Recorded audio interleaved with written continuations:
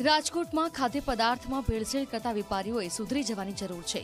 જો હવે ભેળસેળ કરી તો ખેર નથી। જી હા, હવે રાજકોટ મહાનગરપાલિકાનું આરોગ્ય વિભાગ આકરી કાર્યવાહી કરશે।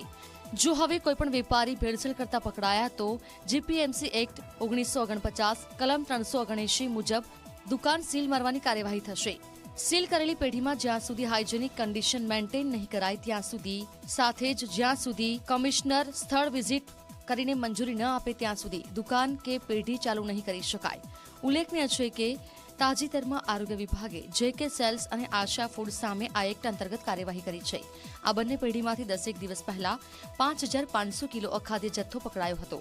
આ એક્ટ અંતર્ગત કાર્યવાહી શરૂ કરતા ભેળસેળિયા તત્વોમાં ફફડાટ ફેલાયો છે।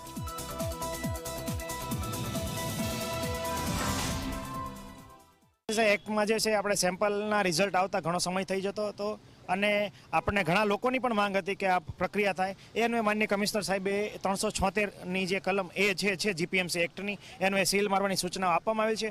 હવે કોઈ પણ મોટા ઉત્પાદકો આપણને આ પ્રકારના મળી આવશે કે જે માનવ આરોગ્ય સાથે સીધા ચેડા કરતા માલુમ પડશે તો એવા તમામ એકમો છે એને સીલ કરવાની કાર્યવાહી હવેથી કરવામાં આવશે। સેમ્પલના જે રિઝલ્ટ આવવામાં છે એ 1.5 મહિના જેટલો સમય છે એ લાગતો છે। બેઝિકલી એમાં વર્કલોડનો ખૂબ મોટો ભરાવો હોય અને સેમ્પલના રિઝલ્ટ છે એના પૃથ્થકરણ છે એની કાર્યવાહી ઘણી લાંબી હોવાના કારણે આમાં દેરી થતી જોવા મળતી હોય છે।